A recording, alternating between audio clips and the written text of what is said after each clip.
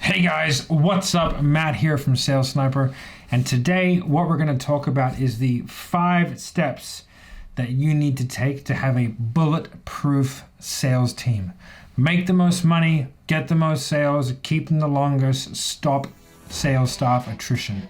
We're going to do that 5 things. Make sure you like, subscribe, watch all the way to the end, because the last one is the one that is going to affect you the most. All right, cue the intro.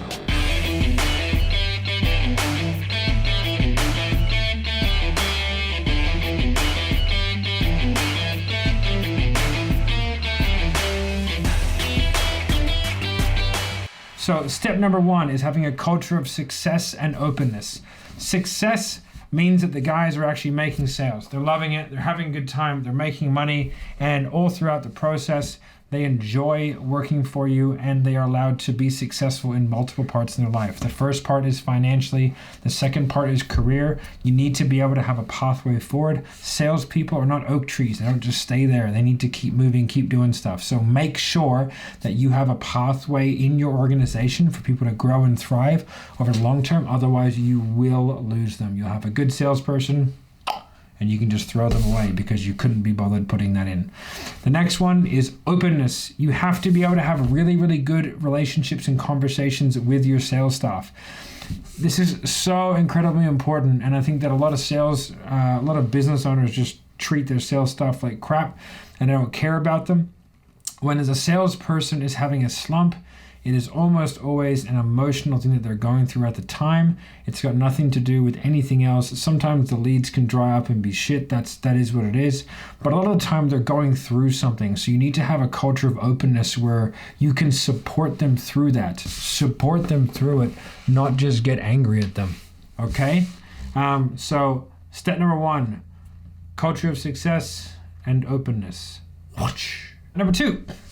Healthy competition that does not favor certain salespeople or certain types of selling. Okay, so you need to have metrics that make it fair. So if you've got like guys selling high ticket and guys selling low ticket, don't go off contract value, because only one of those teams can ever win that. Whereas if you go on like cash collection, if you got guys selling 30K offers at say $2.5 a month, whatever it may be, they might only be collecting the first month, but you might have guys selling a 5K offer that are getting all paid in fulls. There's no reason why those guys selling the 30K offer month to month can't collect the first 2, 3, 4, 5 months up front. So you need to have a metric in which people can win no matter where they're at, even for like your triagers or whatever. You need to make sure there's fun, friendly competition amongst teams or amongst individuals that is lighthearted and fun, and you can gamify it in a bunch of different ways. There's a program called Spiff that you can get, which you can gamify your sales. You can have highest close rate, highest people going from sales call all the way through to from triage to sales call, highest show up rates. You just create metrics that are really beneficial for your business.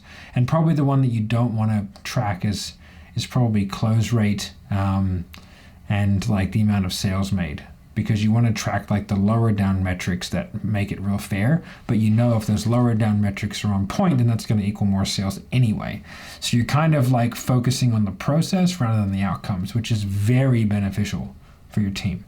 Okay, so a healthy competition that does not favor certain types of salespeople or certain types of products. Okay, that is step number 2. So step number 3, okay, is clear and concise KPIs where they are given not only the knowledge but the tools to achieve that.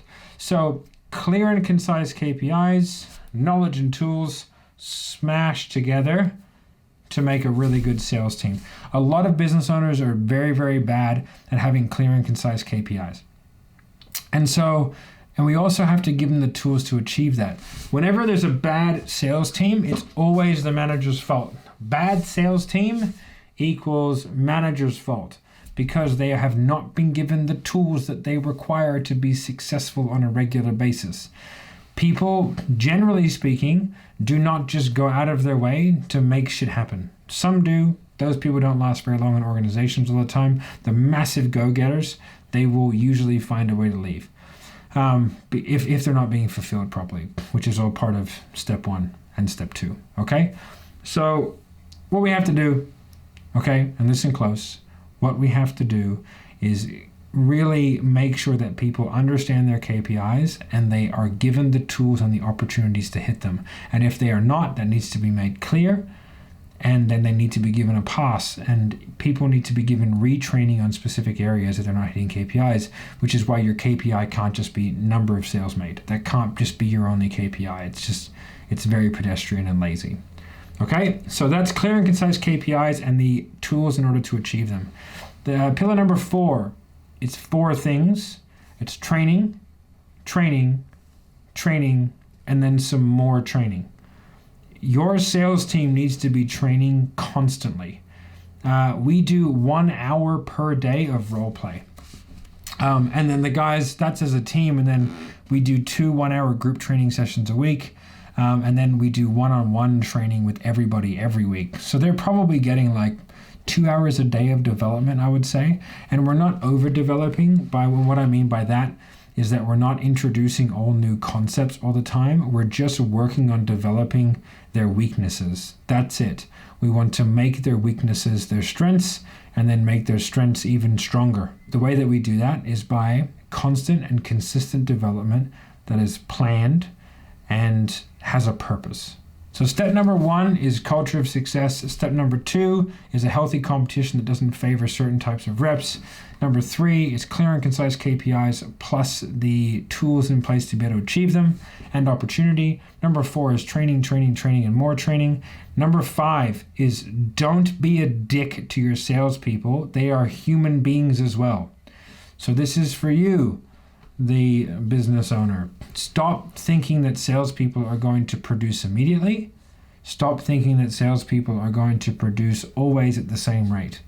And if someone has a high week, they're probably going to follow with a low week, not because of a mindset issue, but because of a logistical issue. If you have a huge week, chances are you just tied up a whole bunch of deals that were all in the pipeline, all in the same week. The next week might be a little bit normal or a little bit lower simply because you just tied up a whole bunch of those deals, so you have less opportunity the week after.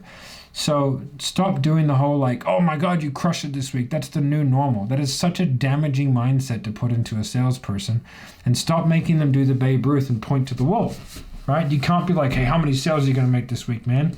It's like, well, fuck, as many as I possibly can, dude. As many as I possibly can, because that's how I make my money. It's always, the answer is always as many as I possibly can. It's not like, oh, I'm going to do 15 this week. Well, you did 8. Well, you're a piece of shit. It's like, yeah, but the KPI was 4, so I'm a rock star, right? So just think about the things that you say and think about the logistics of what you're asking for. And just don't be a dick. Salespeople are human. If they're having a tough time, don't fucking make it worse for them. Just help them out. Help them through it. That's what you're there for. It's what good management does. Okay? All right, guys. I hope that was helpful. Those are my 5 top tips to having a bulletproof sales team. My sales team is great. I love them. We have great culture. I think everyone's happy. At least the feedback that I get is everyone's happy. We don't really lose anyone, which is great. And I think that I put all these things and more into place. So if you like more of this content where I talk about how to manage sales staff, make sure you let me know down below in the comments. Smash the like button, which is here. Make sure you hit the little notification bell, which is here. And make sure you subscribe somewhere here. Okay, guys? All right, thanks very much for listening. Hope you have a great day, and peace.